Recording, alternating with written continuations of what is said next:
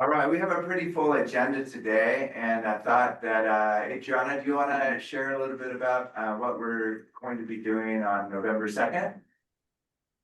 Sure, yeah. I wanted to share a little bit more about the celebration of life that's being held for Stephen Swain on November 2nd. And that is a Sunday, November 2nd. It will be from 2 to 5 at the Bill and Adele Jonas Center in Novato. I think that's connected to the college in Novato. And yeah, it's going to be it's mostly well, it's being hosted on behalf of a colleague, and it'll mostly be his colleagues. But his immediate family is also going to be joining us, and including his family, who I think is from the East Coast. So it'll be mostly UC staff, master gardeners, some of the kind of like horticulturalists that Stephen worked with outside of the UC system, and hopefully our forest working group members too. So, and then again, like a few members of his family, which I think is really special that they would all get to see him being remembered by his colleagues who he had such a good rapport with. So, Kim and I have been working a little bit with the planning committee, and we've sent out the initial invitation to you all, and registration happened. It's been it closed earlier because they're trying to get on top of planning everything. But I just want to extend it again to you that you can still come. Like let me know, or the organizer know. I'll send out an email at the end of this meeting with more information. But I think it would be great to have a few of us. I'm happy to carpool with anyone who wants to go too, since I mean, Nevada's not that far away, but in case that would make it, even more fun. Um, and the biggest request is that they're looking for people to share stories about Stephen, especially funny ones. So if anyone has like a memory that they want to share, please, bring that to the memorial. If you have like even a story that you want to write down and have someone else say for you, that's okay too. So yeah. Yeah, the planner is his supervisor, David Lewis, and his request is that the forest work group designate one person to be able to at least have something scripted and prepared to be able to share. And so Adriana and myself and Carleone have kind of taken on that task. But if somebody has a specific story they want to share, there's also going to be an open mic session. So feel free to come down, share your thoughts. If you really want to be the spokesperson for the Forest Working Group, by all means, let us know. We can share that responsibility. But yeah, thank you very much, Adriana. And if you do want to join the event, please, why don't you contact Adriana or I, so that we can kind of like make sure that David Lewis knows who that you're coming from the Forest Working Group. Most folks are gonna be coming from Novato in that area, but that would be great to be able to carpool together. That would be fun. So that's great. Thank you, Adriana, for sharing that. Um, and so let me see, Mike Jones, is he joined us quite yet? Doesn't look like it. I have them down for Oh, yeah, yeah, right. I'm sorry. So let's do some general updates. Why don't I stop sharing the screen? And we'll just bounce from the folks on the Zoom to in room. So Lynn, why don't you start us off today and share with us what your organization and what types of things you're doing these days? Okay, well, actually, things are a little quiet in the Upper Marquest watershed while everybody's got their nose down cleaning ditches and getting ready for winter. Um, we still have a Measure H proposal that we're hoping to be considered for shaded fuel breaks on private roads up here. Um, we have a workshop coming up, but I don't have a date for kind of a do-it-yourself home hardening and defensible space that Jeff Limelin is going to be presenting.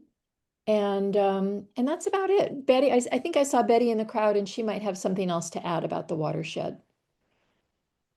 Okay, great. Thanks, Lynn.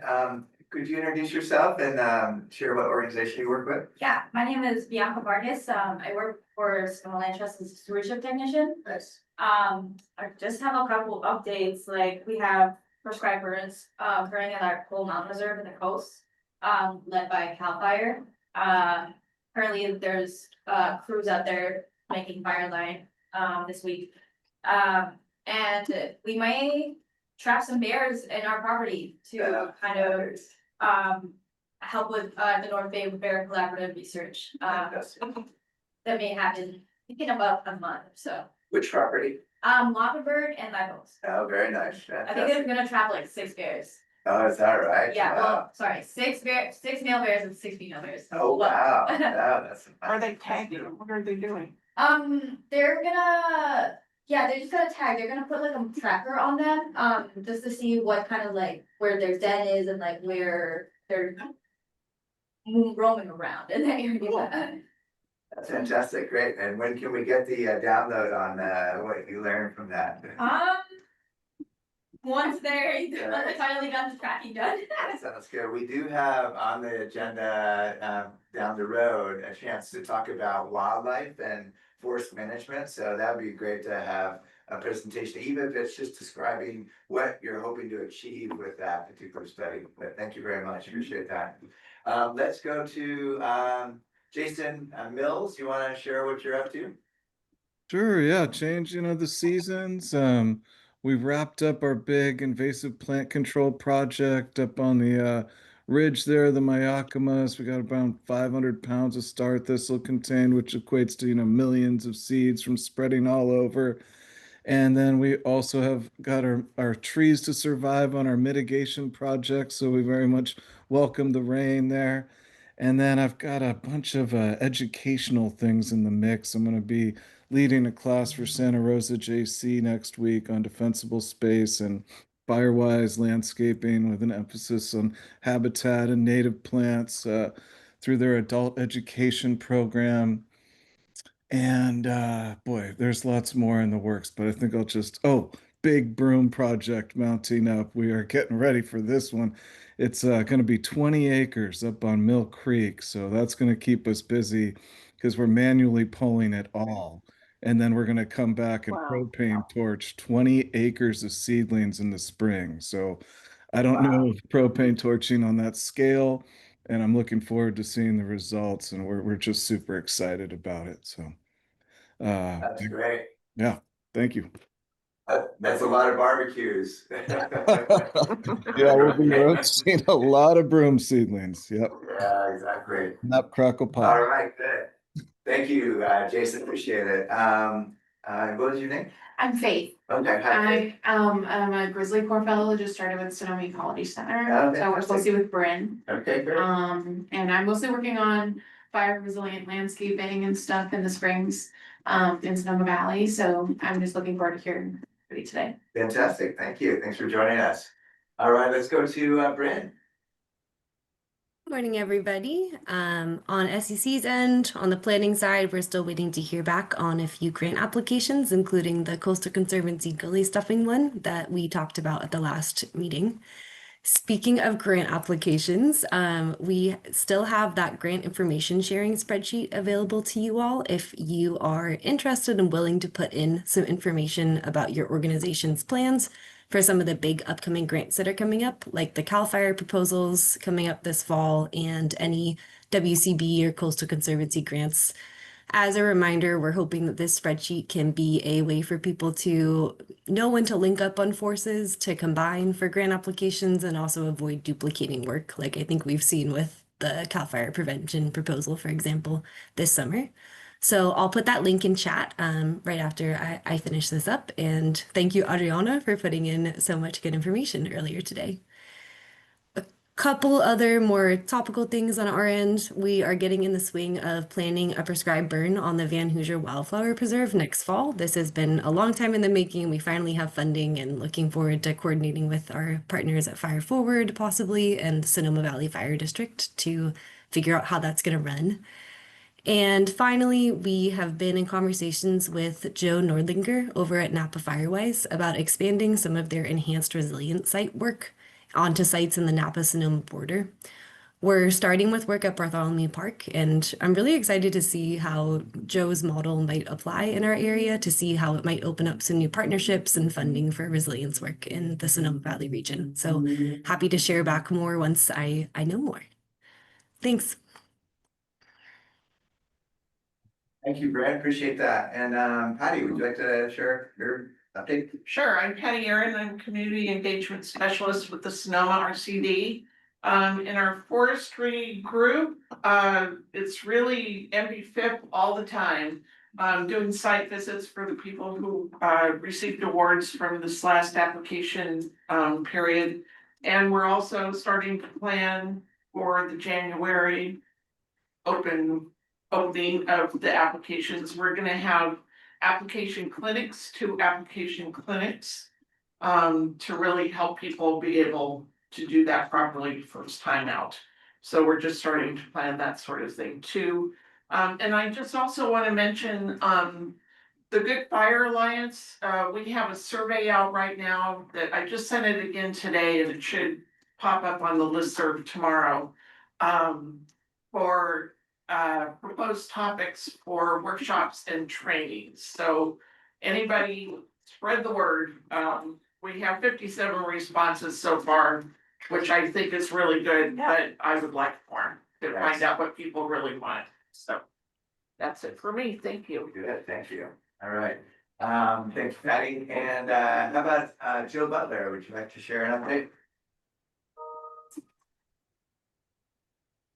Good morning, Jill Butler representing Gualala River Watershed Council. And I'm a little out of date because I was out of town a couple of weeks last month. I did read Wildlands Conservancy found coho in Sonoma County's Russian Gulch. So that's exciting. I'm guessing that was young of this year from a fall or winter run last year, and hopefully that's a good omen for Gualala River. I also missed this past weekend, there was a Restoring the River event up on the Gualala. Patty, were you at that event? No, I wasn't, Jill. So we don't know what's up. Council, Patty does, yes, we do. Yeah. The Watershed Council meets next week, and I'll be able to give an update next month. Oh, and All right, thanks, good. and I will be going to Steve's memorial if anybody wants to carpool from Sebastopol. Fantastic. Thank you, Jill. Appreciate that. And next, Kelly and Rodrigo. You're on mute right now. It's Kelly and Alex. Oh, sorry, Alex. Sorry about that. Yeah. That's okay. Welcome, guys. That's okay. We've been wrapping up a project out of our county on roads that was funded by FEMA, and that was on the Ore Springs area. So we've pretty much marked the whole area so that they're ready to apply for their next FEMA grant in order to implement the fuel reduction along Ore Springs Road so that they can meet egress and ingress in that area. So that's what we've been doing kind of out of the county. In the county, we've been working on the Rio Negro shaded fuel break, and we've been trying to get over to the Mount Jackson fuel break, and weather right now is not cooperating, but we are hopeful that we will at least get the Rio Negro completed this year and keep our fingers crossed we can continue on with that. We've been working on an awful lot of non-industrial timber management plans. We're struggling with CAL FIRE to get some of these plans through. They're really worried about getting sued. So there's an awful lot of back and forth on some of these plans. And some of them have had active THPs on them for the last 30 years. So it's just a change in culture, a change in how business is done, and the threat of being sued is definitely on CAL FIRE's mind in implementing all of these projects that we're doing so that we're meeting CEQA. So other than that, we've been pretty busy, and we're hoping to see the NBFIP contracts here soon so we can get some of those projects started during the winter. That sounds great. Thank you, Kelly. I appreciate it. Let's go to Stephen, please. You. Christopher, Jesus. I'm sorry about that. Yeah, I think he's got some other event going on. Right, right, thank you. Hello, everyone. Again, my name's Christopher. I'm from West County, Occidental, representing Safer West County and the Bohemia Collaborative here today. I mentioned last time we were together that we just wrapped up 4 years of our Natural Resource Conservation Service grant on our conservation easement. And so we'll be doing a public burn pile workshop in the winter. Sorry, I just had a COVID shot yesterday and I'm feeling a little throat thing here, so just bear with me. So we're doing that public burn workshop. We'll announce that when we have a date. That'll be in collaboration with some other groups. Also, I'm involved with Bodega Land Trust and the Tannery Creek Reserve work that's underway that Adriana and Patty are now associated with as well. We just had a board meeting of Bodega Land Trust last night, and things are moving along on that work. Forester has been hired to get that thing going. So there's work going on there. My role on that is the community process with the different neighborhoods in Taylor Lane and Joy Road and their input and involvement. We're gonna have a public workshop for the neighborhood in March, start planning it in January. Patty and I are meeting after this meeting to start that process. And then what else? One more thing. I would say on my property as a landowner, we're shifting a little bit. Now that we've done some forestry work for 4 years, we're shifting a little bit more to a broader lens called forest ecosystems and watersheds. And we're gonna be working with Mighty Arrow, which is on one side of us, and the Camp Meeker Community Park on Fuels to Flow campaign. For those of you that are familiar with Brock Dolman's work out of Occidental Arts and Ecology Center, some upper watershed tributaries that drain off my land into the community park and down to Dutchville Creek. For, in other language, might just call it gully stuffing.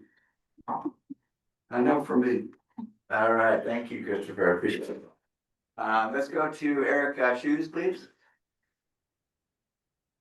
Great. Hello, all. Nice to see you. It's been a minute. Eric Schus. I work with Ecos Land Services and also still with Sonoma Ecology Center, doing some project management and with Santa Rosa Junior College. So keeping incredibly busy at this time of the year, kind of enjoying this transition period between kind of the home hardening in the middle of the year, some veg management to a little more forestry and burning. So this Saturday, we're finishing up our third cohort of monolingual Spanish courses for the Santa Rosa Junior College's wildfire defensible landscapes. The same, I think, as Jason's speaking to, but his is probably in English. Have been doing a lot of work in Marin and Sonoma doing home hardening. So a lot of vents, kind of transitioning materials for ember defense. Really enjoyed that work and expanding into it. And then looking forward to this rain and less risk of fire. Of course, it's still not complete.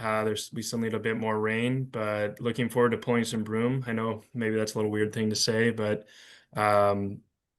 yeah. Oh, the one other thing I've been doing too is in Lake County, we've been connecting with the folks there at Clerk who do the NBFIP out of Lake County and working a little bit with them and kind of interested in expanding that here and doing more NBFIP and being a liaison of sorts between people that want the work done and of course the county and Ag and Open Space and the both of the resource conservation districts. So yeah, I would love to chat more about that in the future, but interested to hear what people have to say. All right, thanks a lot. All right, thanks, Eric. Would you like to present today? I'm just a landowner on St. Helena Road. Name is Jim Dirksen.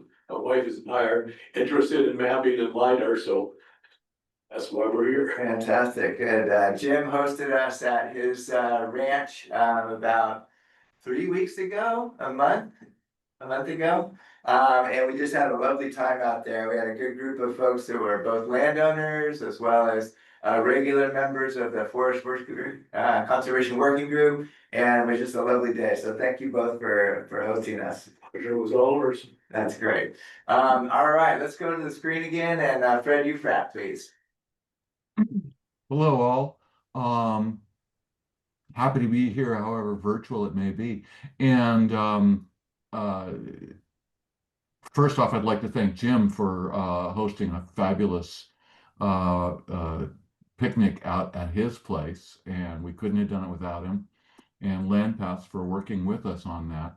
Personally, I've got about 600 acres of NB-FIP management plans in front of me, and I gotta say 500 acres of those are covered head high in broom. So I am seeking a magic answer. And I'll be talking to the goats soon, or chasing goats, and trying to pull off some miracles. So that's what I'm up to. Thank you, Fred. Let's go to Brooke Edwards, please. Good morning, everyone. Brooke Edwards, Sonoma County Regional Parks. Lots of things going on for regional parks. We have a couple prescribed fires that are lined up for next week.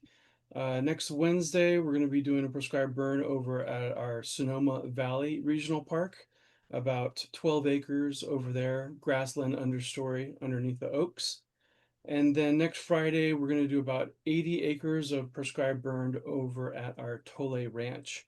Both of those burns will be in partnership with CAL FIRE, and Tole is in course partnership with the Federated Indians of Great and Rancheria. So trying to line those up before the next bit of showers come in. Hopefully we get some sunny, dry weather, and the grasses will dry out and we get good consumption for those burns. We're also ramping up work on our Monterey redwoods and the new expansion property. So altogether, that's about 2,200 acres of redwood Doug fir forest above the town of Monterey. So we're having CAL FIRE work out there in the old 2024 burn unit area, kind of cleaning up some of the dead and down material, building burn piles there. So the next time that we do a prescribed burn there, some of that material is kind of cleaned up and we just have an easier prescribed burn, easier to control. And then up on the expansion property, we're also working with CAL FIRE. They're going to be moving in an excavator to help clean up some of the logging slash that was left on the ground. There's a THP implemented up there in the last 5 years, and so there's a lot of large slash material that needs to be cleaned up. So they'll be consolidating that woody debris into large burn piles, and hopefully we'll burn those off this winter. So 2 projects at Monterey ongoing. For Stillwater Cove, we did receive the governor's exemption of the coastal zone regulations, and so we can actually get started on fuel reduction activities at Stillwater. We're going to be focused on areas adjacent to the Timber Cove subdivision. So those are the southern and eastern portions of Stillwater Cove. There really hasn't been much fuel management done up in that property, so it's definitely a heavy lift, and working with CAL FIRE on that one as well. Also, the San Rosa JC is looking for new applicants for their wildfire resilience program. That's the program where students go out into Schoen Farm, into Schoen Forest, and learn how to do fuels reduction using chainsaws, burn piles, and doing broadcast burns. So they're looking for applications, and I think an email went out to all of us recently. So if you know anyone that might be interested in applying for that, please forward on that information to them. And that's it for me. That's great. Thanks, Brooke, and thanks for all your work on that SRJC wildfire prevention internship. It's a great program. It's been funded in part by various sources, including Supervisor Gore's office. Being able to bring together all those funding sources to be able to make sure that program flies is a monumental effort. So thank you for your participation in that. Raymond Baltar, please. Okay. Hi, how you doing? Good, how you doing?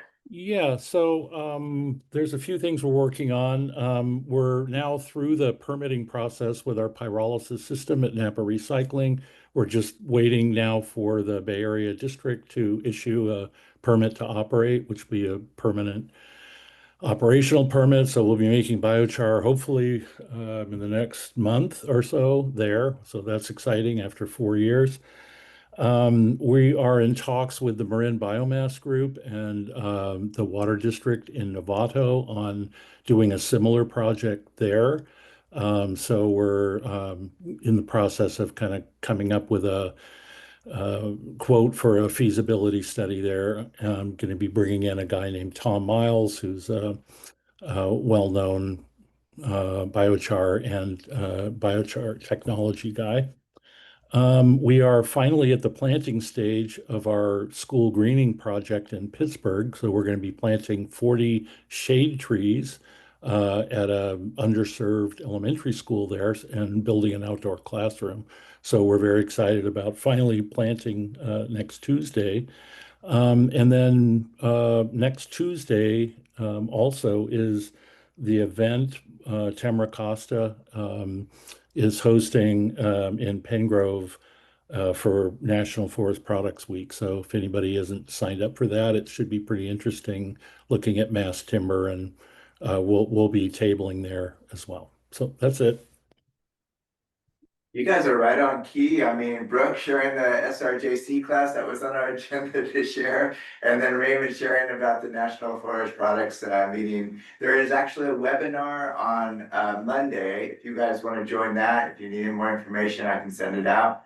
Also on Wednesday is the Pengrove in-person event, so I encourage you all to join us for that. Rose, do you have anything you want to share? I was gonna make sure to share the SRJC info, but we already got that. I think there are a few other events coming up, so the Resilient Forest Solutions, those two you just mentioned. There is a hike at Pepperwood this weekend. I'm not sure if registration's full, but that's a Reading the Land pre-burn hike. And then Judy isn't able to join today, but Coast Ridge Community Forest has 2 events upcoming, so on October 23rd, they're having a naturalist wildlife seminar. And then November 9th, they're having a roads on the landscape seminar workshop. So there's more information about that on our website too. And yeah, that's about it. Fantastic. The event at Pepperwood is going to be quite interesting. They're essentially going to be walking through some of the areas that they want to burn next season. And the idea is to really coach people through this process on the planning part, why they're doing the particular prescribed burning on that particular site, what the results they're hoping for, and then be able to attend the next prescribed burn there and see what the results were. So it really is to be successional, and we really encourage you to apply. Monica Del Martini will be joining Devin on that particular tour on Saturday, and then we hope to host another one at Saddle Mountain for the same purposes. So please keep your eye on that. I have just a couple of updates. We finished up the NIFWIP grant in July, and I'll be able to share a little bit more about that at the end of the presentations today.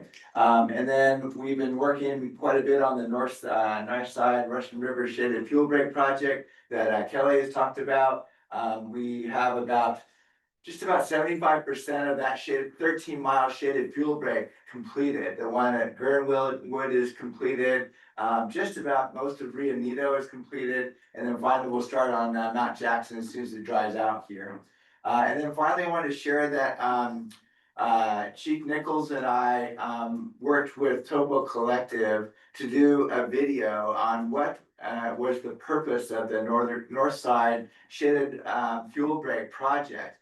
Give a little bit of description of what types of impacts provoked us to be able to design that project, and then why is it important to establish these different treatments on an area that's relatively remote, but also stands right above these really densely populated communities and also heavily fueled communities. So I'll be able to share that end product with you probably next session that we have in a month or so.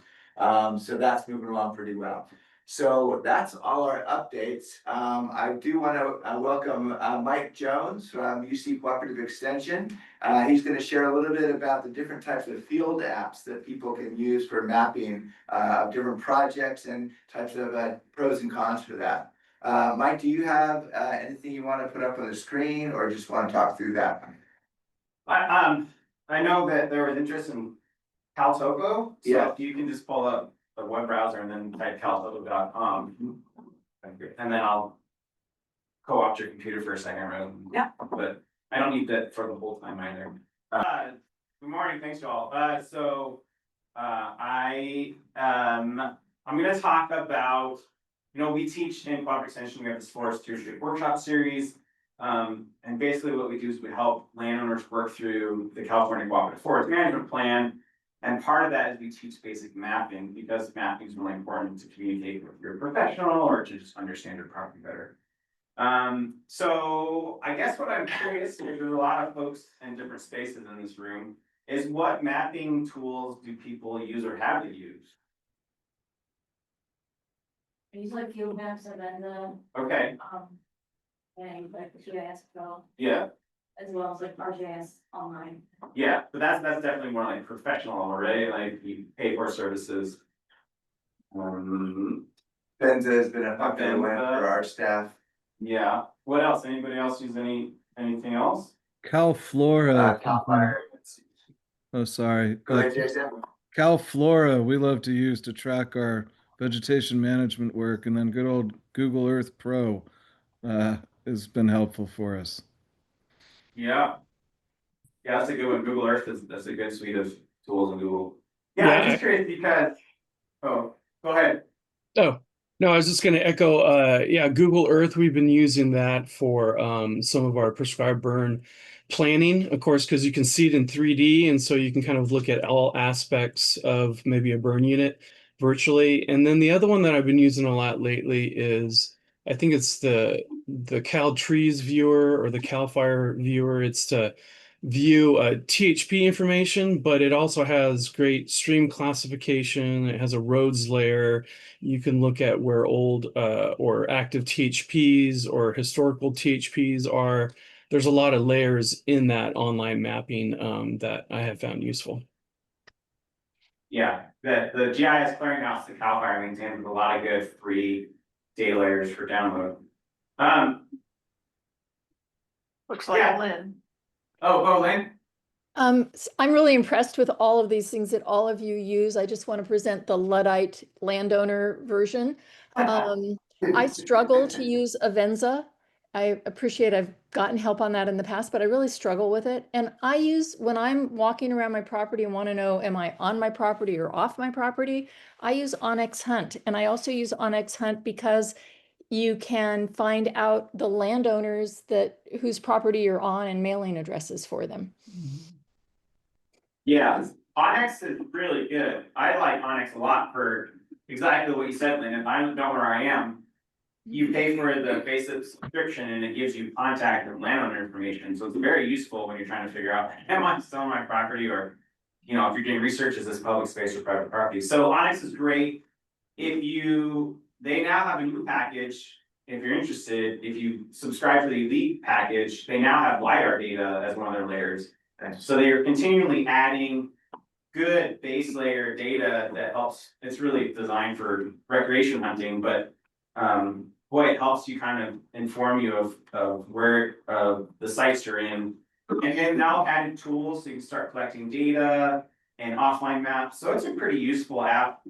that is pretty user friendly, but I find it to be limited in data management, right? So if you're starting to get really serious about adding data points to a map, Onyx is a little clunky for that. It's really good for just kind of figuring out immediately what your kind of site location, that information.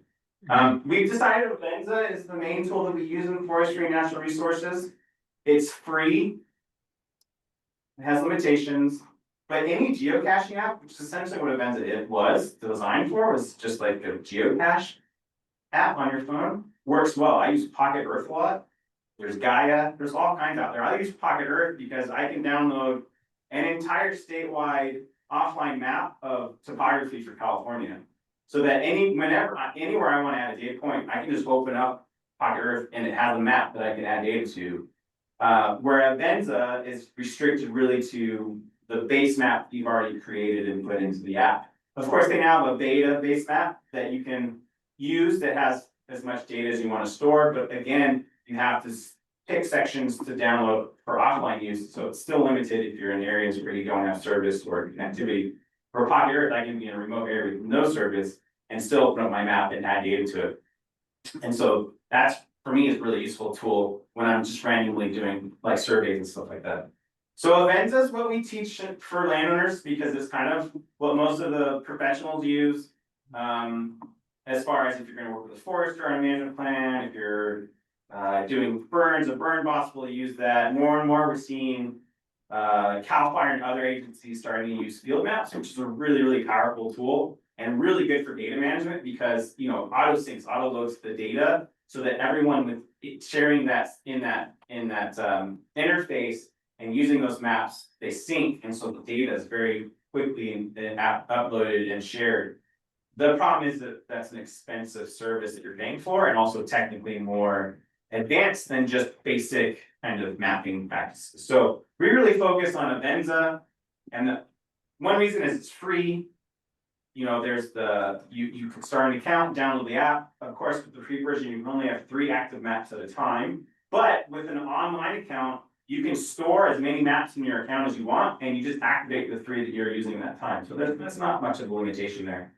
The other really nice thing about it is, you know, where do you make your map? And usually that's ArcGIS or even Google Earth now. But with Avenza, I use CalTopo, and that's what I'll demo in a minute. And CalTopo's, I mean, it's amazing. I don't know if anybody here has had experience with CalTopo, but to me, it's phenomenal. They even have an app.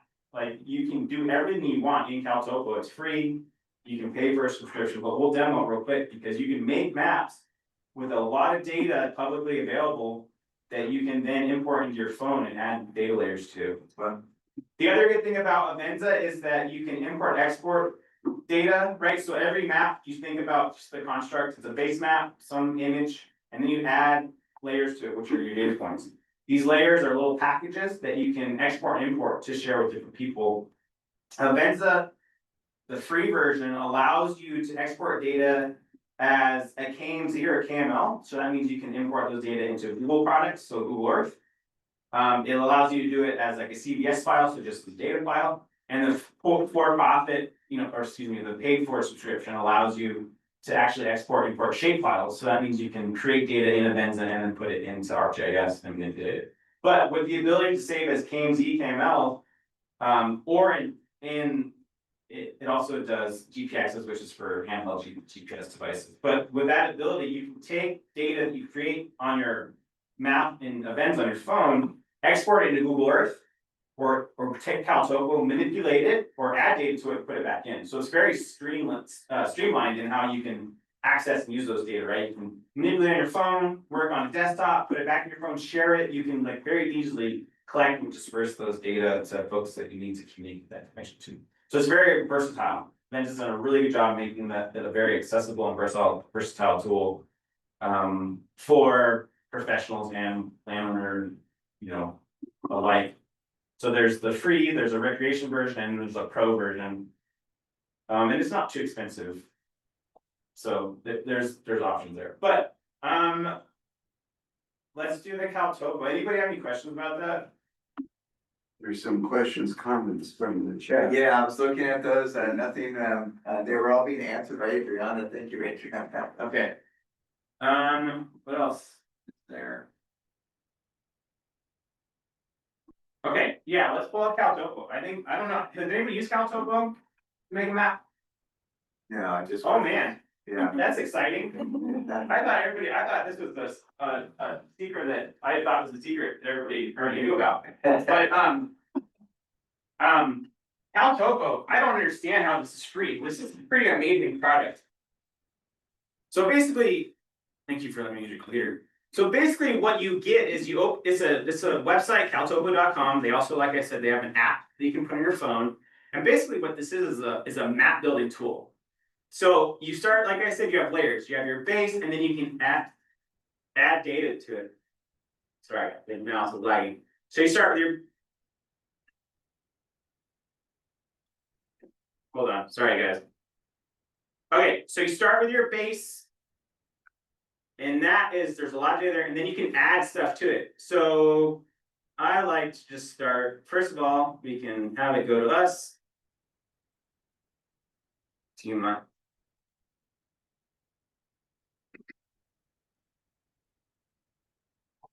So cool, now it's centered over where we're located. I like to go to just imagery, zoom in. Great, so now we're here, and this is my base layer. As you saw, when I pulled this down, there was a lot of different base layers. There's Map Builder has their own topo maps, hybrids, they have scanned Forest Service topo maps. So like the old school, back when we didn't have GPS like this, and we were all using the big atlases, it has all those data, the Forest Service atlas, it has all those data imported as well. So here's the Forest Service, which is not going to have much resolution because it's really for federal lands. I don't even know what TF Outdoor stands for. Thunder Forest. No idea what that is. Okay, so basic good map builder. I like the hybrid because it is aerial imagery with kind of roads and buildings overlaid on top. But let's just for basic, let's just go to imagery. So right, so topographic maps, aerial imagery, global imagery is basically Google data. NAIP is fixed wing aircraft that the government flies every decade or so. It's pretty accurate, though I wouldn't rely on that being a viable resource anymore right now. This is a new one. Shaded relief is pretty amazing. It's basically just like hillshade maps, but using DEM, digital elevation models. I used to have to make these in ArcGIS. So now that these are publicly available in CalTopo is frankly quite incredible. And as you can see, what this essentially does is it just shows elevation, right? It just kind of does a shading effect to show like slopes and things like that. Super useful. When I do prescribed burns or trying to help mapping with landowners, I use hillshade and slope maps to really communicate. Thinking about building burn units. All kinds of fun things popping up in your computer.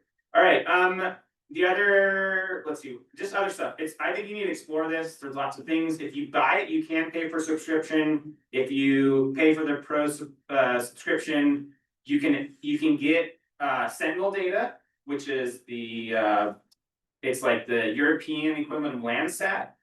So you can get accurate daily or weekly updated satellite data, which is pretty cool, 30-meter resolution, plus the MODIS and GOES information, which is the fire modeling information. These are really good layers if you're thinking about modeling for fire or wildfire risk, or even doing prescribed fire. So lots of really good information on your base maps. So let's stick with just imagery. Okay. Also, as Brooke mentioned, with Google Earth, you can have the 3D maps. Well, for the pro package with CalTopo, they now have 3-dimensional mapping as well. So the next step is you can add data to your map, which is really cool. So you can add contours. I mean, much doesn't change here because we're flat. Let's go somewhere more interesting. So you can see there's contour lines here, the orange. I can say I want 40 foot. I have quite a few options for determining my different contour structures, but that's really useful. Overview, which is roads and buildings. Slope angle shading. This is really good just do gradients, and basically it measures slope steepness. So there's a little scale bar at the bottom.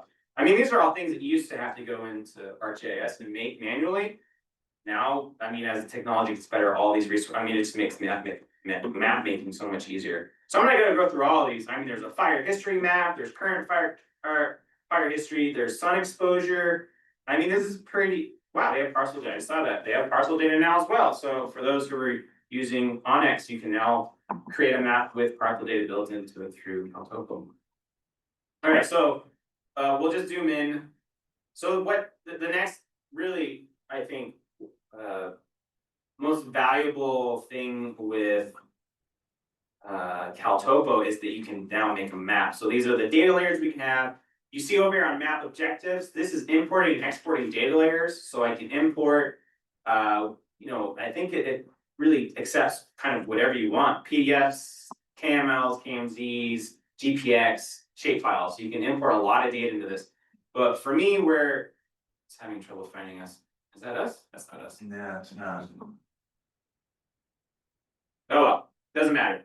But what's really great here is you export this as a map. So you go to the print button. I'm skating over everything available in here. There's a lot you can do. You skate over the print button and it gives you this triangle and a bunch of information. And what I'm making is a geospatial or georeference PDF.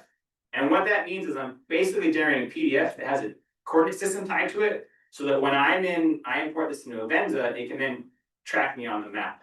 And like the fact that it does this for free is phenomenal. We used to do this in ArcGIS, right? You can tell how big you want it, whether you want standard page size or you want to go like I'm making big reference maps.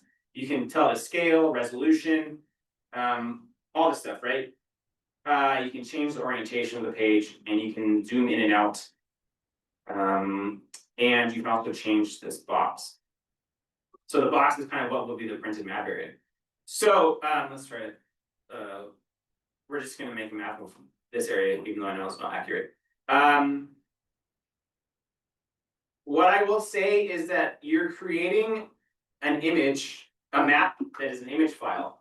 So you have to think about what's the resolution of that map you need is. If you're working on a small parcel and you have a pretty big scale, you're not going to be able to zoom in to get the resolution you need. So if you have a large area you're working with project sizes in that, you need to make multiple maps to capture the resolution at the scale that you need it.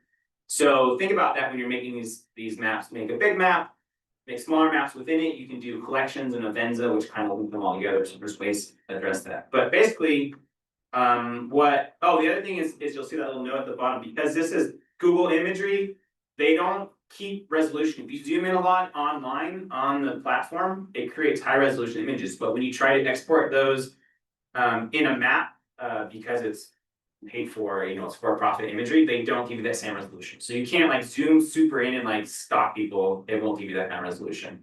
So just be aware when you're using satellite data that there's limitations.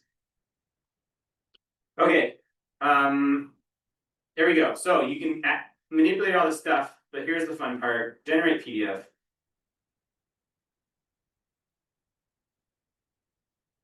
Here's what we have. Here's our map. Here's the most exciting part. It puts it in a map, an active map frame. Here's that space that our red box covered. Nice. It tells you what your projection, your coordinate system was, right? Because you have to communicate the information. What's a map without labels? You can add all the data you want to a map, but if you don't label it or give any kind of referencing metadata information, then it's worthless. So it gives you all, you can name it, all this stuff is captured in here. It gives you scale bar, it tells you what that scale is and what the actual conversion is. It gives you true north, magnetic north with the declination. So it says magnetic north has a 13.1 degree declination. I mean, it makes it simple. It's north oriented. Coolest part of this whole thing, this QR code right here, right? This QR code is for this map. All you need to do to get this now map into Avenza is open up Avenza, add a map,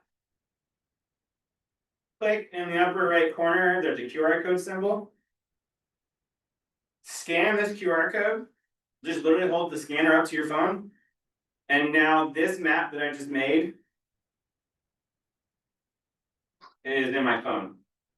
Right, so now this map, I have it on my Avenza. That's amazing. Wow. Right, and so now that this map with the QR code is on my phone, I can zoom into this.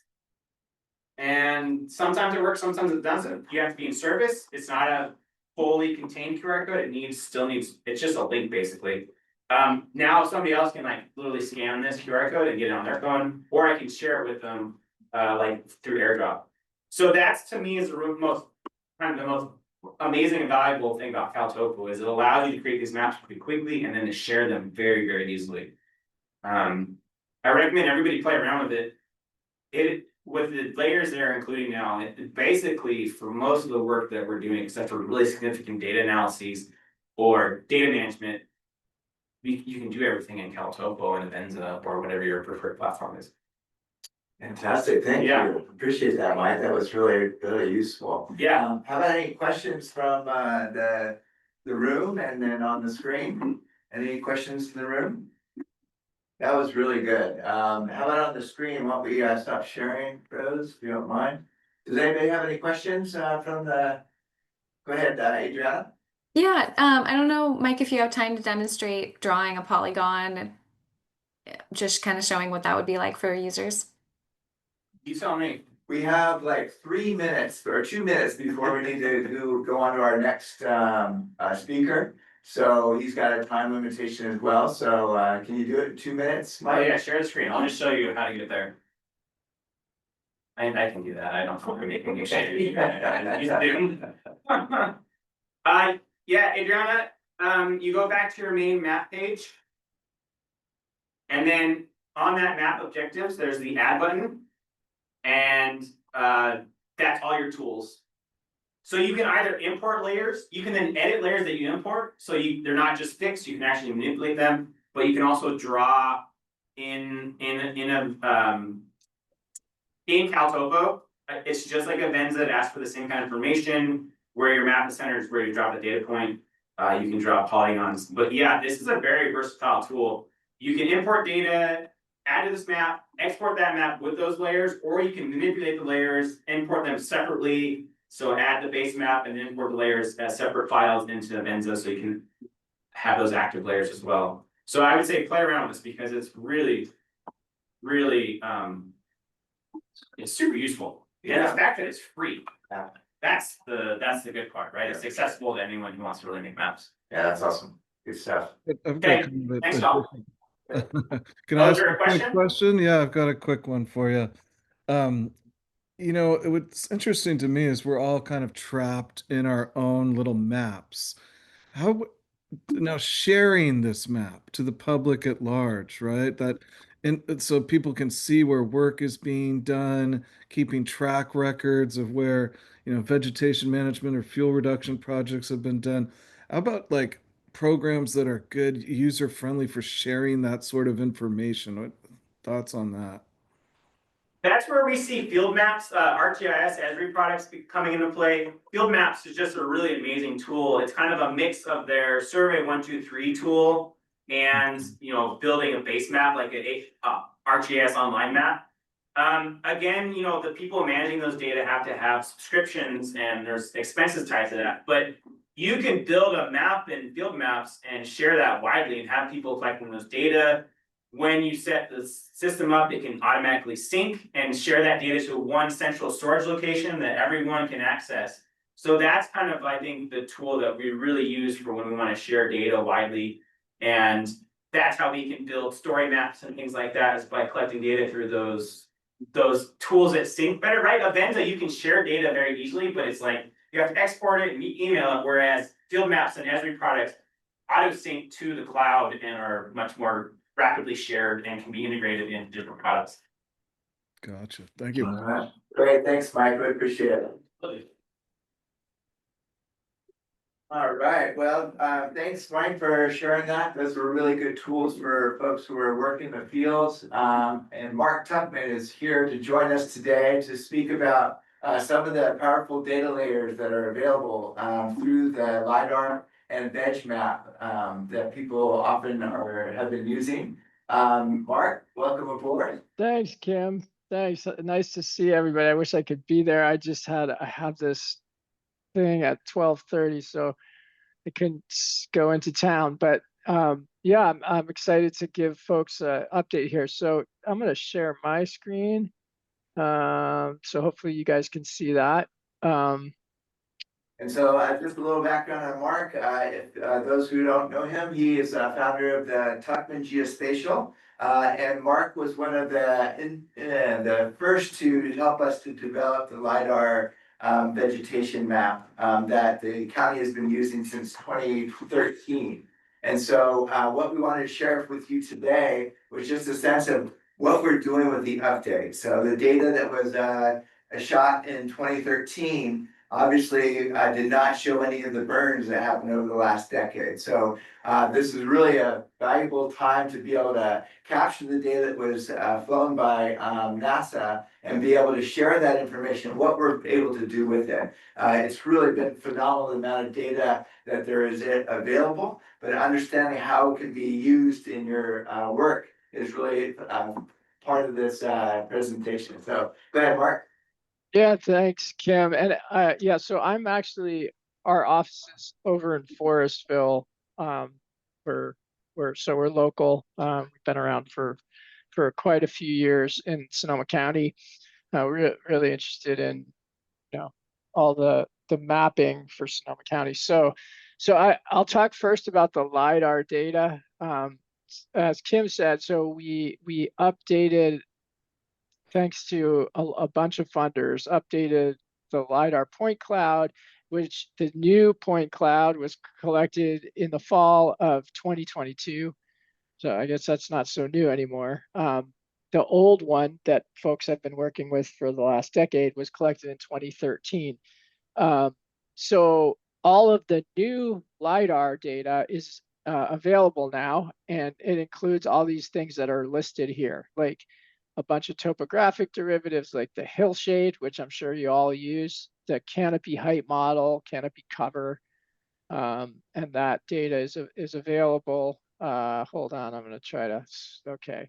And soon it'll be available on ArcGIS online so that you can access it through like a web map. But for now, it's accessible as GeoTIFFs. So if you have GIS software, you can use it now. If you don't, you'll soon be able to use it via these services that are these hosted services. But if you have GIS, you can download all the TIFFs at this link here. So I encourage you to do that if you haven't already. And I'll talk a little bit about the different data sets that are out there, the 2022 LiDAR data sets. But first, just to acknowledge the funders. The project was led by the North Coast Resource Partnership. And the new LiDAR was collected from Sonoma County all the way up to the Oregon border, filling all the gap areas where there hadn't ever been a LiDAR collection. And the data was funded by these agencies that you see here. So USGS, Resources Agency, Coastal Conservancy, NASA, Ag and Open Space, Sonoma Water, San Diego, and Humboldt Bay Municipal Water District. So here's just a sample that we've got I think 45 different derivatives, and they're countywide. And here's a few of the topographic derivatives like the hillshade, the slope, the aspect is important.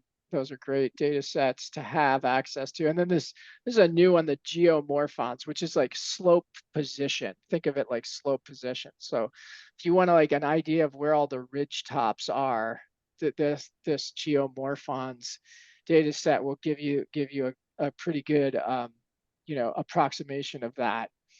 And then just a sampling of some of the LiDAR of the forest related example derivatives. So the canopy height model, which is a 1 meter raster, and the pixel value of that raster represents the height of the vegetation in that 1 by 1 meter cell or area.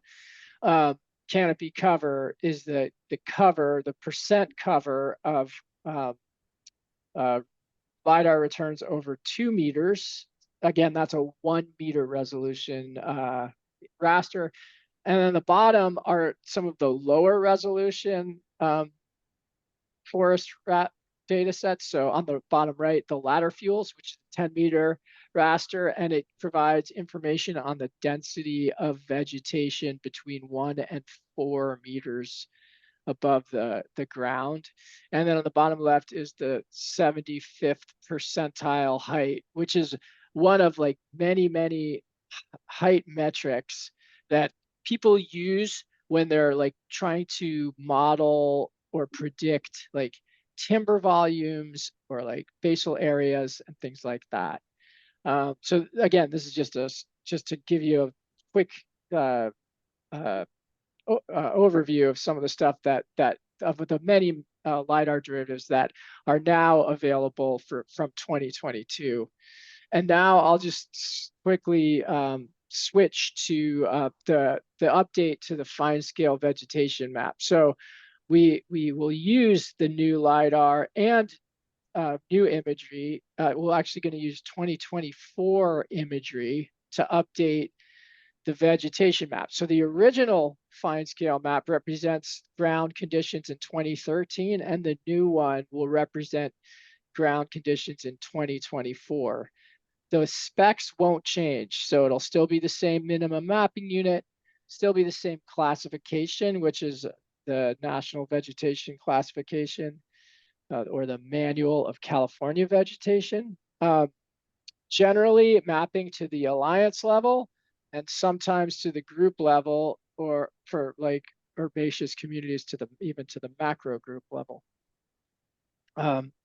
So the technical approach for the work will be first to flag areas that have changed. So to identify that portion of the landscape that's seen changes in its vegetation communities.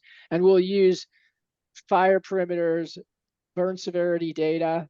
We'll use spectral change detection. So looking at the 2013 and the 2024 imagery and looking to see where there's a signal of change between those two dates of imagery, and also using LiDAR-based change detection. Same thing, looking at the changes in the canopy height model and the LiDAR derivatives between those two dates of LiDAR data. And then we'll actually identify and flag these areas of change, and then we'll manually go in and look at them and make changes to the fine scale map classes in these areas. And they're going to be the areas that have burned in the various fires we've had since 2013 across the county, areas of mortality where we've had like drought mortality or pest mortality, or areas that have been converted from natural land cover to development, areas that have had some kind of change in agricultural land cover, maybe new vineyard, or areas that have been taken out of production, or areas where crop type has changed. And then lastly, the areas where there was a change in plant community type that are change detection flagged because there was a large structural change in the stand or a large spectral change in the stand.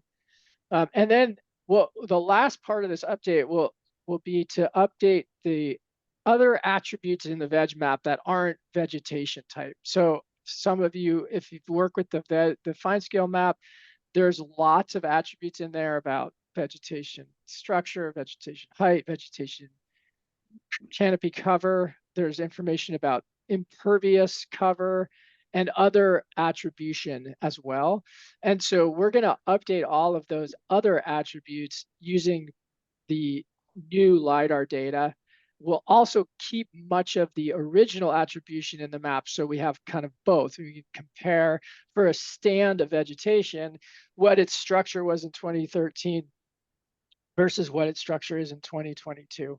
So yeah, I'm trying to go to the next slide here and it doesn't want me to. So let me see if I can figure out why. Okay, there we go. So this is just some visual examples of some of the things that, that have happened on the landscape. And it, the left one is conversion of oak woodland and meadow to vineyard. That's pretty obvious. This middle one is forest conversion to non-forest where someone cleared, around a home. And the rightmost one is an area where there was, shrubland in 2014, and that now that area is really dominated by herbaceous vegetation. So there's just a few examples in Sonoma County. And then this slide shows the sort of, just to give you a visual of what that LiDAR change detection looks like. So the leftmost pane is the 2013 ortho imagery. And you can see this area was, looks like a lot of Douglas fir in the middle and a bunch of hardwood intermixed throughout, and very dense trees. And then on the right is the 2024 imagery with post up. We had some fire here. So the middle image is the difference between the canopy height model in 2022 and the canopy height model in 2013. And we just threw that into a few bins of classes of change. So like that red class would be literally where you had 100-foot difference in canopy height between those 2 years. And the green classes are from anything from -5 to about -30 feet. So some of those hardwoods that lost some of their canopy. But this is a great tool because it gives us the ability to really find the areas and hone in on the areas where there was structural change in the on the landscape. Timeline for the map updates are 2026, summer 2026. We're hoping to be complete. We're in the middle of our work on it right now.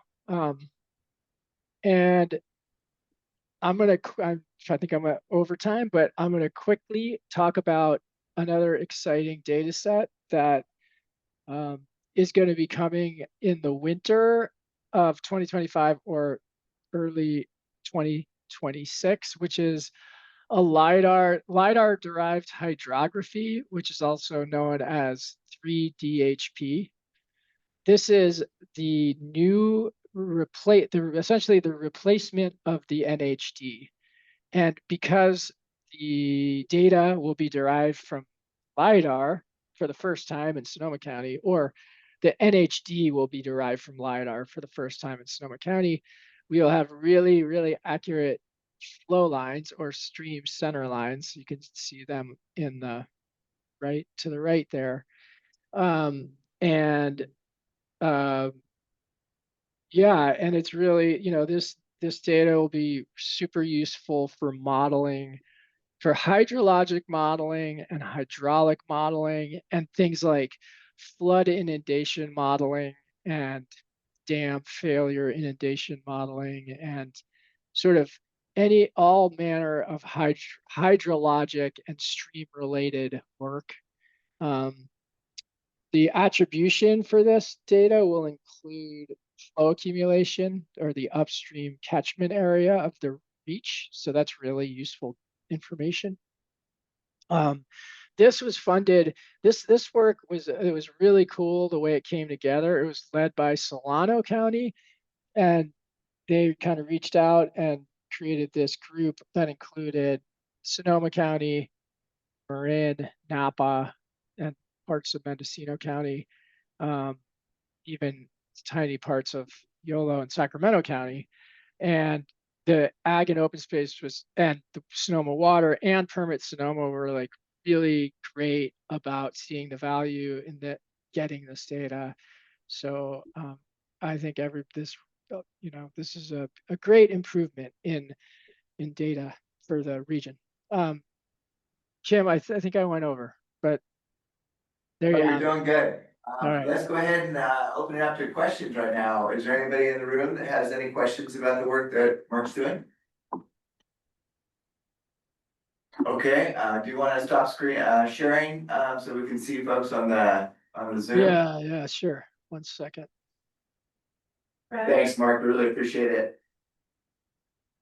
All right, there we go. Perfect, thanks. And I saw that Fred had a question earlier, see if I can come back. Comparing forests over these years, meaning 2013 to 2024 or 2022, will yield a height difference. Will there be an attempt to tie that to the timber site class? That's not something that we planned on doing, but I think that you can make your own sort of draw your own conclusions, because we'll have the ability to do that. The data to help you do that will be in the attribute table, so you can see the changes in height for a given stand, which is actually really amazing to see. It's just amazing to see how much growth, how much growth there is, and how it's distributed across an area.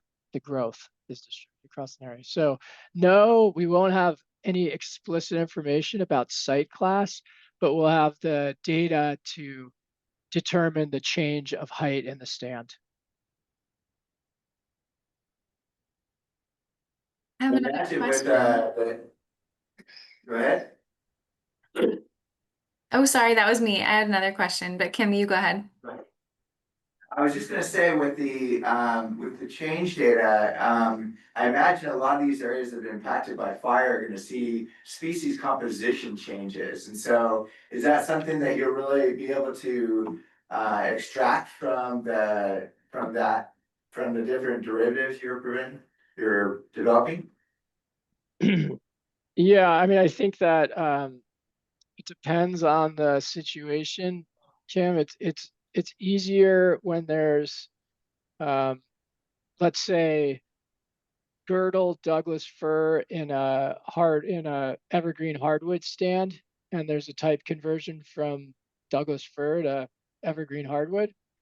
Yeah. What's really hard though is like in the really young like shrub community types to actually effectively map like changes in shrub community type. They're challenging anyway.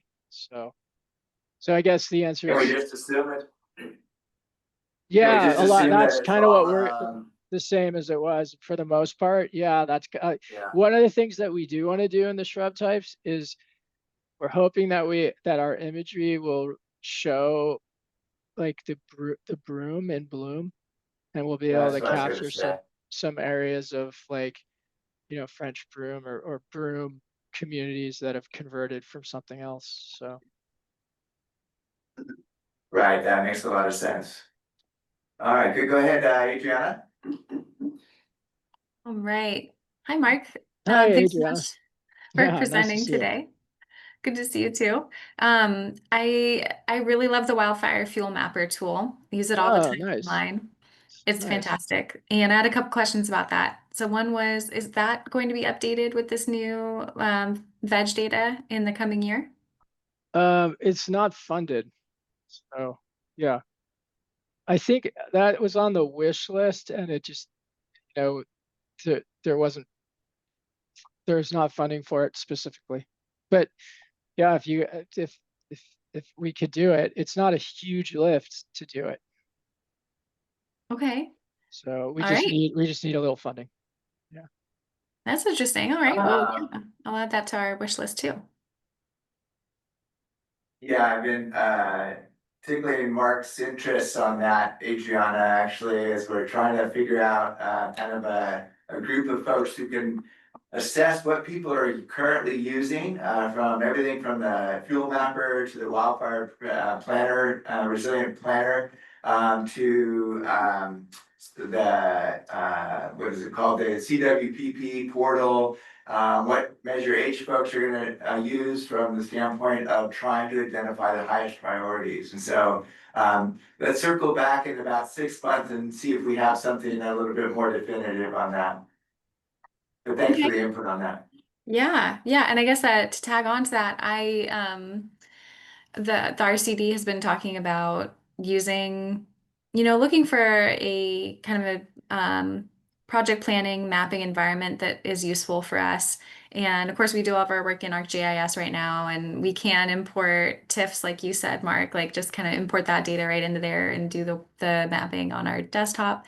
But I'm also interested in kind of like Jason's saying, like a shared sort of space with all this great data it's already there and easy to use tools to just just make that analysis a little simpler, maybe even kind of standard among all of us in some way. So I know there's been a lot of investment and like, creativity around tools in the last few years, but it does feel like, yeah, I don't know, like maybe we haven't landed on the perfect tool quite yet or something, but I'd be interested to keep learning about what's out there and what people recommend. Perfect is the enemy of good, so we have to figure out what works for all of us. I really think that's a big factor. It's like we keep waiting for the technological golden ticket, and I think we really have to figure out what are our true needs and how do we try to collaborate together so we really are using a consistent tool or a methodology to select the best method prioritization process. So thank you, Adriana. Jason, last question for Mark, and then he's got to scoot. I gotta squeeze one in while I have Mark Tuckman Hey, here. Jason. Hey How are there, you? thanks for all your work on this, and the county veg maps are such a critical tool.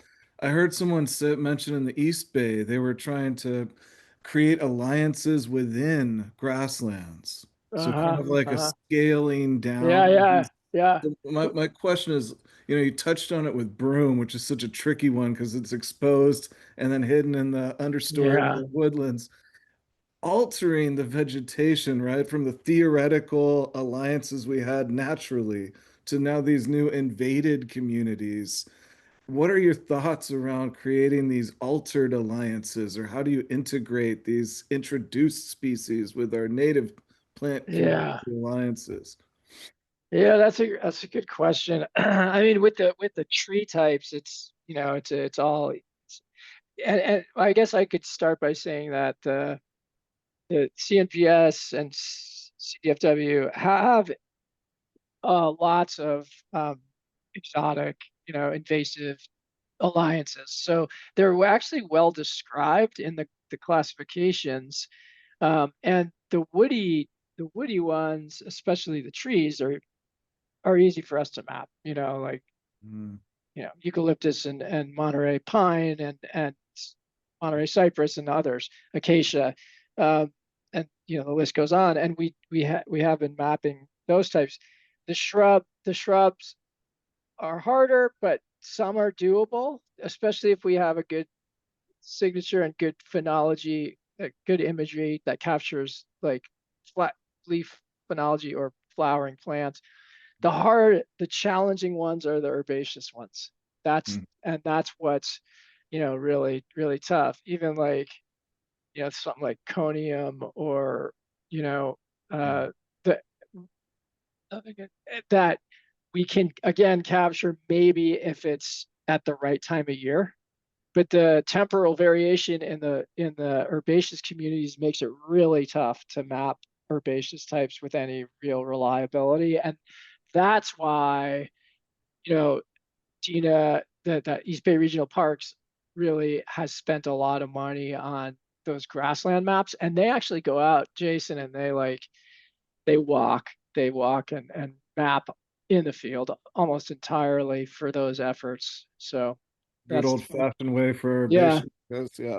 Yeah, and it's tough even then because like stuff that you might see in at one time of year, it disappears and it's gone, later on in the season. So it's just Yeah. really challenging to do. And the cost of doing it is like more than 10 times like what we would do for a Depth. countywide remote sensing map. So Okay. anyway, yeah. It's proof, Jason, that AI is not going to take your job away from you. Yeah, We it's still true. need field biologists to be able to get on the ground and be able to do this work. So that's a good thing.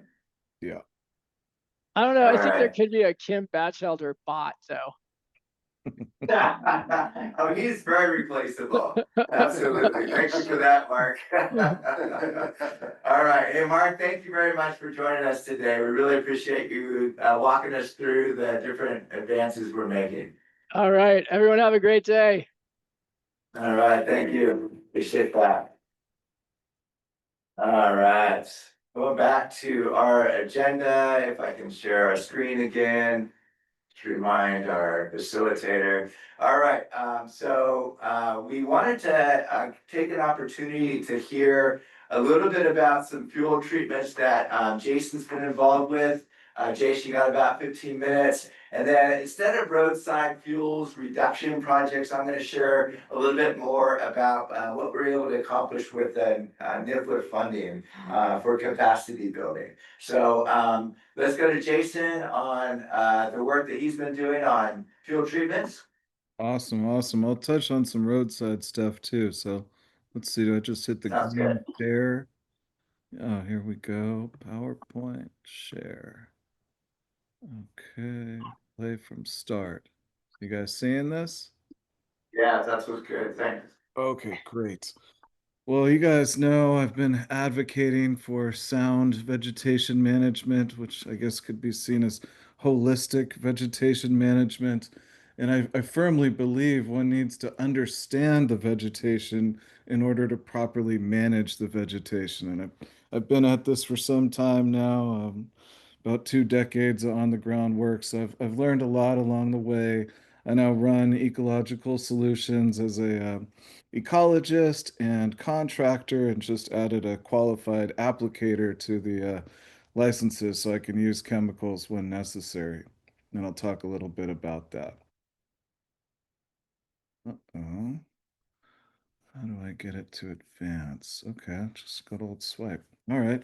So starting with kind of like textbook vegetation management by ecosystem, here in Sonoma, we have a mix of grasslands with fine fuels that require periodic mowing or potentially prescribed fire to manage species composition. We have chaparral, which we could do strategic thinning. We have oak woodlands, which lend themselves to shaded fuel breaks, and we have coniferous forests, which are largely impacted with a lack of fire, which has led to Douglas fir expansion and proliferation. So a lot of thinning to do in these ecosystems. So in a perfect world or a natural world, we would be able to manage this vegetation by ecosystem, but these days we have a new situation which has introduced plants. So for 10,000 years, these ecosystems functioned naturally. In the last 400 years, Western colonization has brought along a bunch of invasive exotic species, either intentionally or unintentionally. And what they do is they have a competitive edge, right? So when you go in and you create disturbance through doing fuel reduction, you basically open up a window for invasion, and that leads to a proliferation of these invasive species, which form monocultures, which wipe out the natural biodiversity of the landscape and also increase your overall fire fuels. And typically, the way we see this happen is, in the early stages, that seed comes in, whether it's animal tracked, person tracked, or tire tracked, or wind blown, and you get your isolated emergent populations, and then these rapidly expand exponentially along with the resources required to control them. So it's very important we are educated and have sound strategies for dealing with these invasives. Um, my dream is to marry fire fuel reduction and biomass reduction with habitat restoration, right? Where if we are to manage vegetation, we could do so in a way that would be more stewardship focused, to actually take care of the natural composition of the ecosystem we're working in. And this has a lot to do with human development into natural ecosystems. So generally, wildland urban interface areas are where a lot of fuel reduction efforts take place, and these are the same areas where introduced invasive species get a foothold. So I'm going to start with probably the top dog here, which is the blue gum eucalyptus, right? A huge fire fuel threat. From talking with landowners in the Sonoma Valley, they saw these gasoline trees go up like giant torches and basically cast embers in high wind throughout the valley, starting spot fires all over, and led to the Nuns fire becoming so widespread. And this picture on the left is the resurgence of blue gum seedlings coming back after the fire. So it's interesting. The fire basically does a lot of free vegetation management for us, but then we need to follow up with the aftermath of that and control the invasives before they have a chance to reproduce again and again. So the cycles of invasion are really important. And, if we're working from big trees down, some of the other top invasive trees that pose fuel threats are in around March, you'll see proliferations of yellow flowers on the silver wattle acacia. And then down in our streams, we have a beast of an invasive plant, the tree of heaven, which if you cut these plants, they will grow back more robustly. The tree of heaven will actually spread more when cut. So they require a cut and paint treatment with an herbicide to get them gone. And that's also the case for this one, privet. Privet you see in a lot of landscapes. It produces toxic berries, which then spread through bird behavior and they spread everywhere. And these waxy leaves, you can kind of tell them apart from other plants, and they can get big. They can get up to 60 feet tall, and they are a menace. And then working our way down to invasive shrubs, everyone's getting more and more familiar with our brooms from the Mediterranean. We really have a very big problem with Genista montespeciolana, the French broom, which has a huge seed set and grows very rapidly. And then we also have Portuguese broom and Scotch broom. It's important to note that the brooms are in different genera.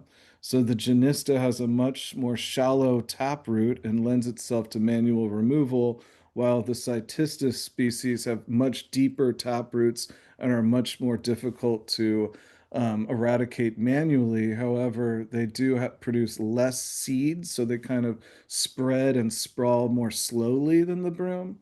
So interesting when dealing with their control. Another woody one I thought I would include here is Cotoneaster. It's very popular or proliferating in the fog belt along the coast. It kind of mimics toyon, but you can always tell it from the white underside of the leaf on the picture on the left. And it also produces toxic berries for birds, which enable it to spread far and wide. But what I wanted to do today was actually get away from the theoretical and start talking about the actual practices in the field. So, I go out with my team and we get to put these principles to practice. And I wanted to kind of discuss 4 fuel reduction projects we jumped into in the last year or so.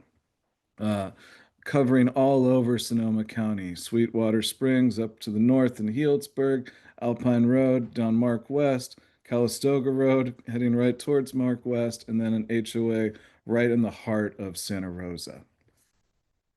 So when you jump into these projects, depending on the funding and the management plans, there's generally a scope of work or framework that you're to follow. And as a contractor, we rely on that to guide how we do our approach to work.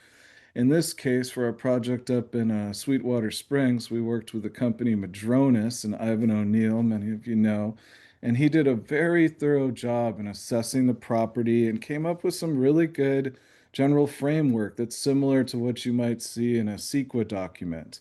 And in this one, I kind of highlighted some of my favorite aspects, which is that we were to not cut down a single buckeye tree, and we were to not cut down any oak sapling above deer browsing heights and only prune those up, right? And what ended up happening on this one was a 22-acre project. The contractor could not actually meet the timeline And so we had to come in to pick it up about halfway through the project. And we treat an acre a day, so we were able to actually keep the project on track in terms of its scheduling. So really important to know what sort of contractor you're working with and whether they have the resources to hit the mark. Other things that they have in here, which I appreciate, was the differentiation between roadways and moving away from the roadways. So within the roadway, they were looking for 20 to 30-foot spacing of mature woody trees and targeting trees under 14-inch DBH. So pretty big circumference trees, but under 14-inch. So anything above 14 inches would be preserved and limbed up to a height of 10 feet. And then where it gets very interesting in terms of that point is then what are you to do with all that material when you get it down on the ground? In this case, I thought Ivan did a really good job. Anything greater than 8 inches in diameter, which is we kind of go with 2 fists, um, is then spread out, lop and scattered, and everything below 8 inches gets dragged and put into 4 by 4 piles to get pile burned. Now, beyond the 50-foot roadways, we were going for a whole bunch more trees because there was only everything lower than 8 inches in diameter was to be cleared, but we got to lop and scatter it all. So no piles. So that lets you go really fast and you can get through a bunch of vegetation quickly. So here are the two units we did. I thought I'd include these since we were discussing maps. And basically, I coupled it with some LiDAR imagery, which is really helpful to know what sort of slopes you're getting into on a project. So before I jump in and when I'm in the bidding phase of things, I like to try to get as many maps as possible to know what we're getting into because access and slopes make a huge difference. We started out by doing the roadside work. So we had a fire road going right through this big private parcel, and we took down all the hazard trees and then piled it all up along the way. It was a lot of work, and it was in the middle of the summer, so it was really hot, but we kept jamming. And within this unit, one of the more interesting species we encountered, which I don't see too often, is a service berry, which is in the blueberry family, and it's basically a giant native blueberry tree. And this was not brought up in any of the documents. And essentially, it would have been mowed down had we not been able to be familiar with the plant and identify it and spare it. And there were only about 5 of them, and they were about 6 feet tall. And I think they really added to the natural heritage and landscape of the property. So if it were my property, I would sure be sad to have lost these plants, but we were able to work around them and still meet the fuel objectives. And educate the landowner. Hey, did you know you have a native blueberry tree on your property? And he was really excited to learn that. Then in the next unit, we were going way up the ridge and we hit some hard, dense chaparral up there. And it was tough just getting access. You could see how congested the fire road was. So we did a ton of thinning and cutting back everything. And up there, we ended up hitting these amazing manzanita shrubs, which are oftentimes villainized as like a top fuel threat. And I think that comes from different species of Arctostaphylos that grow in big thickets in the Sierra Nevada foothills. Here on the coast, we have less of that. We have kind of these tree form manzanitas, which are Arctostaphylos manzanita itself. And these were some of the biggest I have ever seen. The picture on the right, this thing was probably, I want to say 24 inches DBH. So it just would have been tragic to lose this sort of natural heritage if some other contractor had come in and just cut them all down. And what we'd add was lots of shaded out manzanita that was dead material that actually posed more of a fuel threat with the picture on the left. So just focusing on all that dead and down manzanita ended up creating a ton of piles and material to burn out. And now we're going to head to our next project, which was down on Mark West.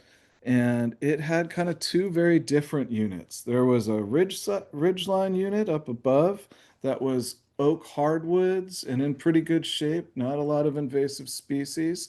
And then we had another one down lower along Mark Creek that was on super steep slopes and had a ton of thick bay in there and a lot of dead standing fir. And just interesting, the two different types of vegetation and all the factors to deal with managing them both. So here up on the ridge line, we had these beautiful heritage oaks. We really wanted to take care of those. So we made sure we had clean chains, clean tools, so we're not spreading Phytophthora, sudden oak death as we're going. And it was pretty obvious what to do up there. The picture on the left shows how thick all these little dead dug firs were. So it really needed to be thinned and piled. So it was actually a lot of fun to clean up that hardwood forest. And then down below, we really had our work cut out for us because the bays came in so thick and there was so much dead standing fir in there. And the slopes were a little bit sensitive. So what we did was more lop and scatter, and we did piling wherever we could where it was flat, but we didn't want the banks to slough. So we kind of tried to spread the material out to decompose. And it was sure thick in there. I mean, the bays were just everywhere. So, taking down all the bays, piling it all up, and spreading it out was a lot of work. The bigger material, we just tried to get contact to the ground so it could start pulling water and decomposing. And it went really well. One of the things I was really happy was when we were out there, there was a ton of blue elderberry, probably more blue elderberry than I've ever seen. I want to say hundreds and hundreds of blue elderberry trees mixed into the bays. So as we were thinning the bay, we were trying to save the elderberry. The elderberry, to the lay person might look like a fuel threat, gets up about 10, 15 feet. But the thing about it is it's not really woody. It has this hollow pith you can see in the middle pictured bottom there. And so when it catches on fire, it quickly combusts and breaks down and doesn't actually produce a ton of heat as other woody plants would. And it's really an important habitat plant because it makes these elder flowers, which are great for pollinators, and then they shift to elder berries, which are actually edible and a great resource for birds. And then it also houses an endangered valley elderberry longhorn beetle. So there are all these reasons to protect the elderberry, which actually doesn't even pose a big fuel threat. And then the next project I'd like to touch on is a great project we did with a bunch of good partners on Calistoga Road, where we worked with funding from Fire Safe Sonoma, that got it from the Sonoma Ag and Open Space District, and then we partnered with Conservation Corps North Bay. And we were the prime contractor. We oversaw the traffic control, and we were able to kind of develop a game plan for about a 5 mile reach. And what we did that I was really happy about was we were able to treat vegetation by the vegetation we were working with, right? It wasn't just a blanket prescription for uh, shredding biomass. There was some methodology behind it, including, thinning, shaded fuel breaks, and invasive plant control. So, we had some technical saw work to do, and then we had the help of the Conservation Corps to help us dispose of all that material. So we had a lot of hands to be swamping branches into the chipper, and then we also had dump trucks going out if we encountered invasive stuff with seed on it. So it was nice to have different methods for disposal of all that material.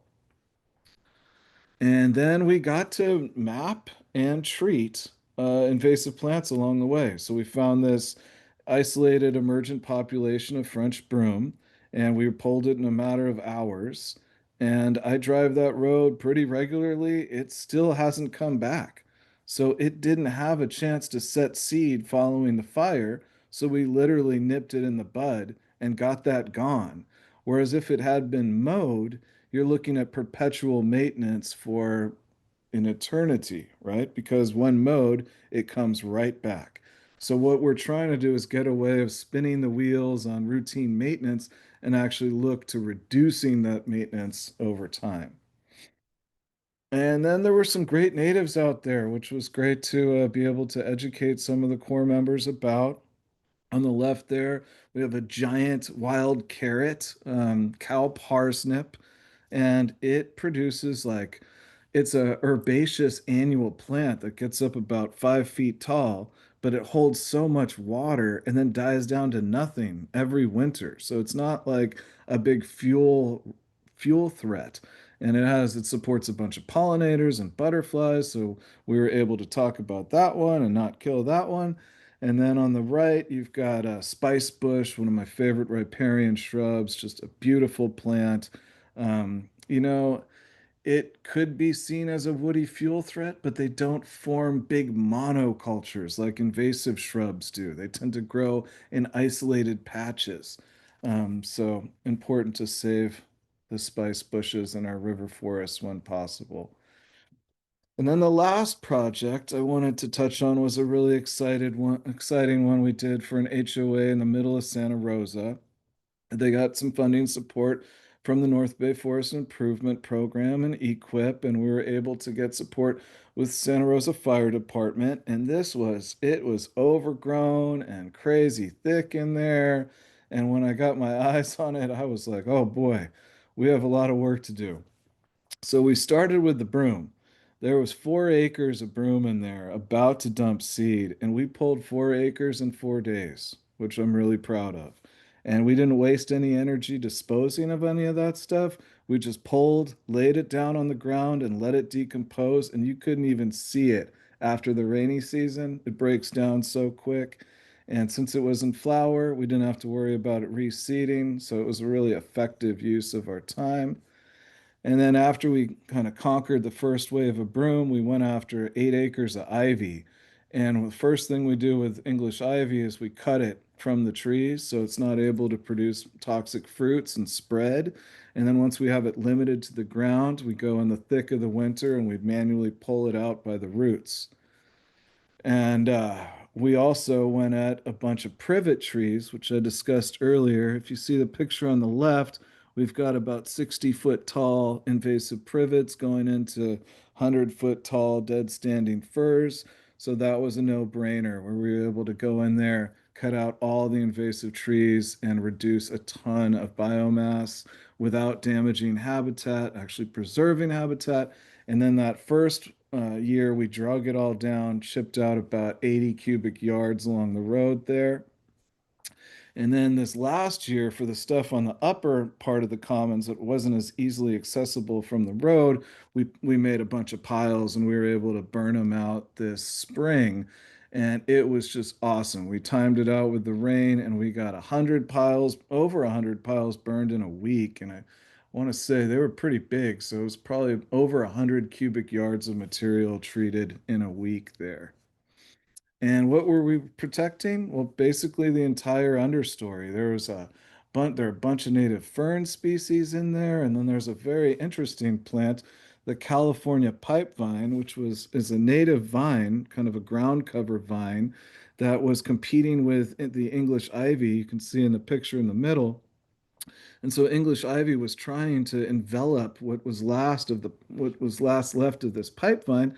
And the California pipe vine is a wonderful plant because it's the host for the California pipe vine swallowtail. So you can see the picture on the right there. There's actually some swallowtail eggs deposited on the pipe vine vegetation there.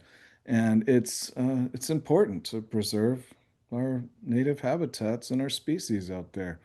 So thank you so much. Please contact me with any questions or let us know if there's anything I can do to help. Thanks for the time. All right, thank you. I really tried to So jam glad I through did time to that. follow you on roadside treatments. You are just on time, right?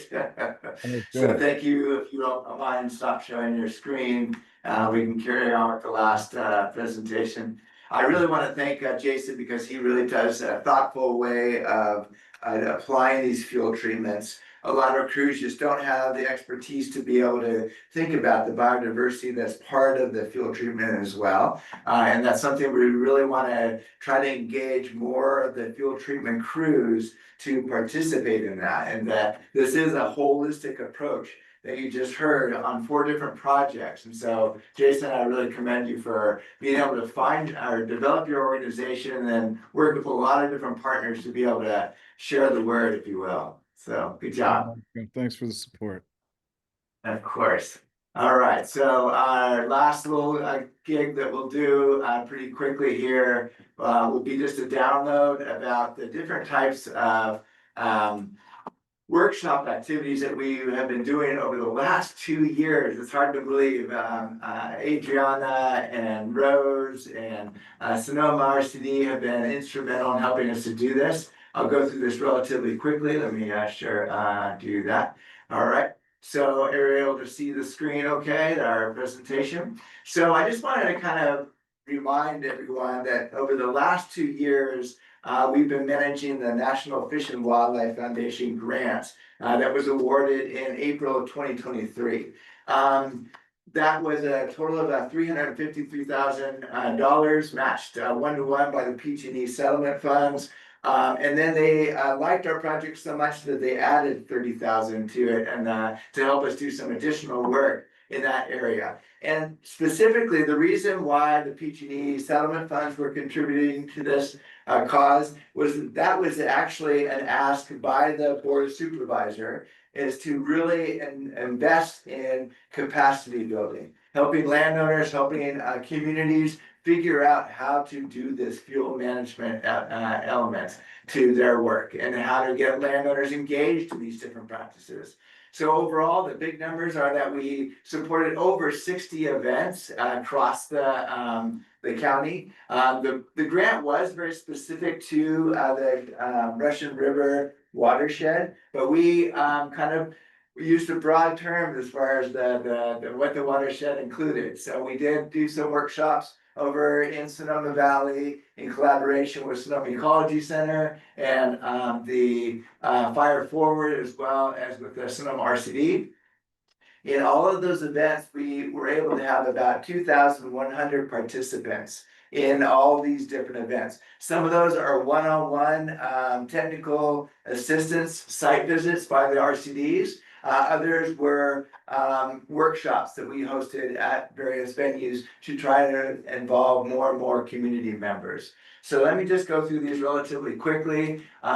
To start all of this, we decided to focus on the Living with Fire Sonoma County Forest Conservation Conference that we hosted in June of 2023. That essentially launched this workshop model, thinking about how great that event was, hosted at the Sonoma or Santa Rosa Junior College out at Shone Farm.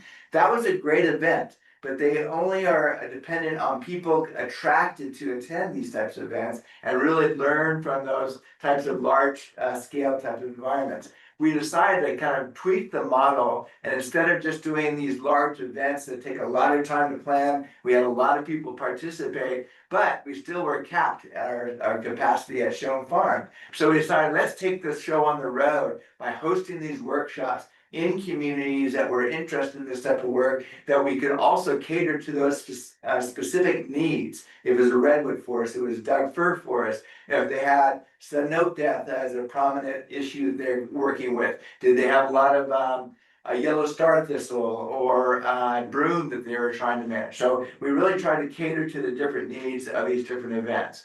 And so it worked collaboratively through different groups, like the Coast Ridge Community Forest Group received a grant to be able to do chipper, to purchase the chipper and do work on the ground. And so this was one of their local events where they hosted a training on how to use the chipper and how to do it safely.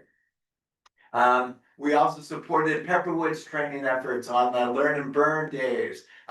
Through the Sonoma RCD, they really encouraged us, let's put some money into this work so that we can get more people more familiar with all the things that are involved with burning landscapes to be able to accomplish some of your vegetation management goals. We also were able to support the land and good fire work that the Fire Forward has done. They had about 5 different workshops hosted in a variety of different landscapes where they were applying fire in a variety of different ways. State parks out on the coast, regional parks also on the coast. We went inland and be able to burn some of the grassland dominated habitat types. So it was a really great event where people are able to go and see fire on the ground in their particular ecosystem and not something that wasn't familiar to them. We hosted a number of different events and used staff that from Ag and Open Space, from Fire Forward, Occidental Arts and Ecology was a really important partner, and being able to share everything from defensible landscapes and home hardening to more landscape level, how do you manage your fuels, as well as be aware of being able to use that material and stuffing goalies with that. As Christopher alluded, they're going to be doing a workshop similar to that. Fire Forward is a phenomenal organization, able to train a lot of different people in how to apply fire on the ground and how to do it safely. We also did an event out at Oddfellows where we focused on the north side Russian River Shaded Fuel Break project. We had events at the Guerneville schools so people can come and listen to the different presentations from CAL FIRE and the Sonoma RCD and the different fire districts to be able to understand what we're trying to accomplish with this Shaded Fuel Break project. But then we took the opportunity to get people on the ground at Oddfellows, thanks to Kelly and ERS, to be able to host this event where we introduced people to what the shaded fuel break looks on the ground after it had been treated a year and a half before that. And then what types of pile burning they were going to do on that same site. So you can see we got people on the ground in the field. We had a whole host of people who were landowners, most of them from the region. In this particular case, we collaborated with the Cal Poly Swanton Pacific Ranch that does these trainings as well. We learned from their methodologies to be able to get a really great event on the ground.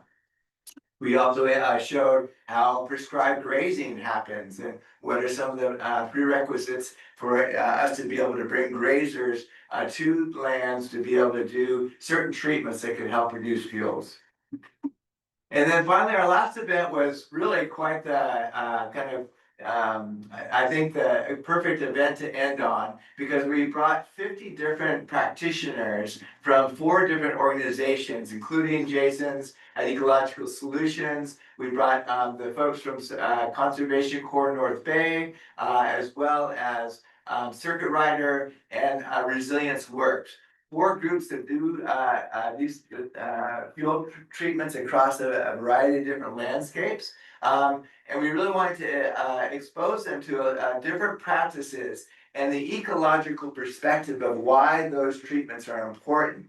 So we had Brock Dolman from Occidental Arts and Ecology describing how fuels to flow, the gully stuffing practice of what types of materials do you line the bed with, what types of materials are helpful to be able to slow down the water and get it to infiltrate a little faster.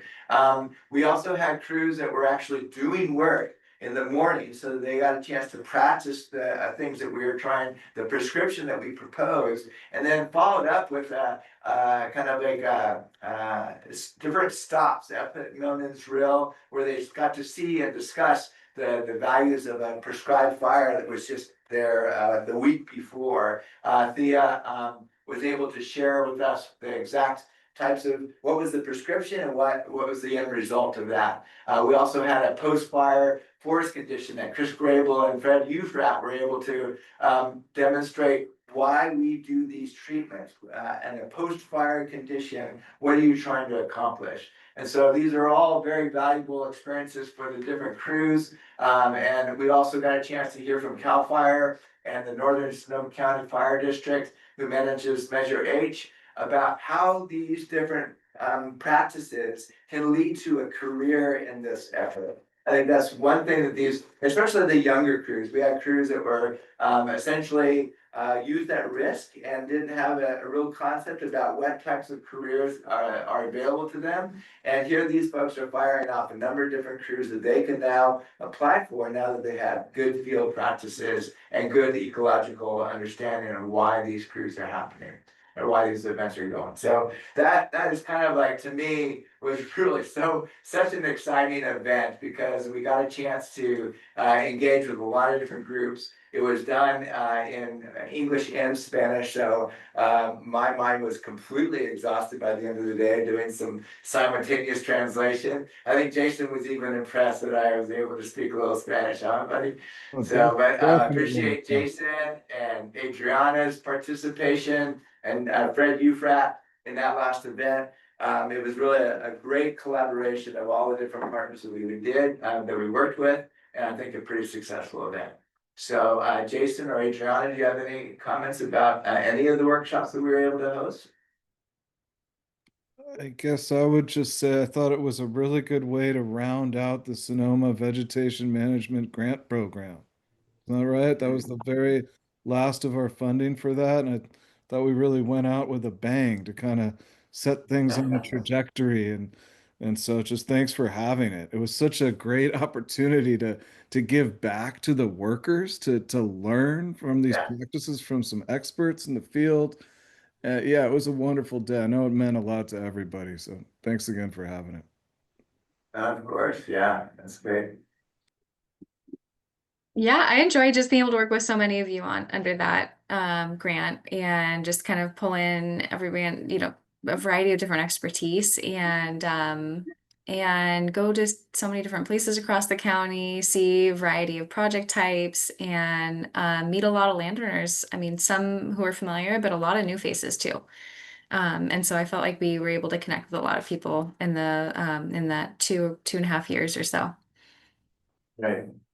Yeah, I was excited to see that we had actually had an impact on 2,100 participants, that they were engaged in some form or another. And the Forest Working Group has also received some funding from this grant. So I think that's a critical part of this mission as well, is just trying to be able to support the RCDs to be able to host these types of events and make sure that we all get a chance to collaborate together. And we're an open institution where we're trying to be transparent so that people can think about, well, what else do we need to learn? How about getting out in the field more often? And those are the things that people really rally on. The event at the Dirkson's property was absolutely wonderful because so many people are interested and engaged learning about riparian corridor management, frog populations, and all the things that Jim and Betty have been able to do on that property. So all these, I think, roll out to be great experiences where multiple generations get a chance to